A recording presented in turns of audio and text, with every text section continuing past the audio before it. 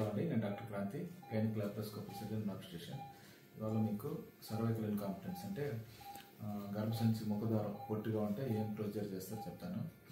జనరల్గా గర్భసంచి ముఖద్వారం చిన్నదిగా ఉంటే అబార్షన్స్ అవుతాయి, అంటే సెకండ్ ట్రైమెస్టర్ అబార్షన్స్ అవుతాయి. దానికి మేము గర్భసంచి కుట్లేస్తాము, అంటే ముఖద్వారం కుట్లేస్తాము. దాన్నే సర్వైకల్ ఎన్సార్కలాజ్ అంటారు. సర్వైకల్ ఎన్సార్కలాజ్ అనేది షార్ట్ జీ అంటే షార్ట్ జనరల్ అనస్థీషియా అంటారు. ఆ మత్తుతో చేస్తాము. అదే చిన్న ప్రొసీజర్, ఒక 5 to 10 minutes ప్రొసీజర్ ఉంటుంది. దానికి ఏం చేస్తామంటే నాన్ అబ్జార్బుల్ సూచన అంటారు. ఇది అబ్జార్బ్ కాదు. ఇది దీంతో కింద గర్భసంచి ముఖద్వారాన్ని కుట్లేస్తాము. ఈ స్టిచ్ అనేది మళ్ళీ 9th month పెట్టాక 36 weeks అప్పుడు విప్పేస్తాము. గర్భసంచి ముఖద్వారం అనేది ఎక్స్టర్నల్ లాస్, ఇంటర్నల్ లాస్ అని ఉంటుంది. ఎక్స్టర్నల్ లాస్ అంటే బయట టువర్డ్స్ వెజైనా ఉన్నది, ఇంటర్నల్ లాస్ అనేది టువర్డ్స్ యూట్రస్ సైడ్ ఉన్నది. సో ఫస్ట్ ఎప్పుడన్నా గర్భసంచి ముఖద్వారం లూజ్ అవడం అంటే లోపల నుంచి ఇంటర్నల్ లాస్ నుంచి ఓపెన్ అవుతూ వస్తుంటుంది. యూ షేప్ అని ఉంటుంది. అది మనకు స్కాన్లో తెలుస్తుంది.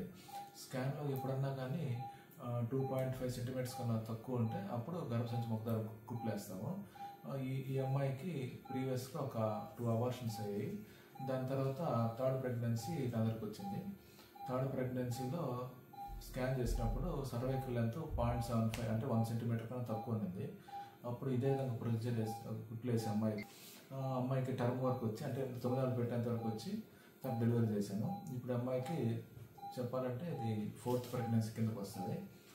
4th ప్రెగ్నెన్సీ ఇప్పుడు 4th month. సో ఇది ఇప్పుడు ప్రొఫైలాక్టిక్ గ్యాస్ అంటే కుట్లు ప్రొఫైలాక్టిక్గా అంటే ఆ గర్భసంచి ముఖద్వారం పొట్టి కాకముందే వేస్తాం. దాన్ని ప్రొఫైలాక్టిక్ సర్కులేజ్ అంటారు. సో ఇప్పుడే ప్రొసీజర్ ఇందాక చెప్పినట్టు ఈ దారంతో వేస్తాము.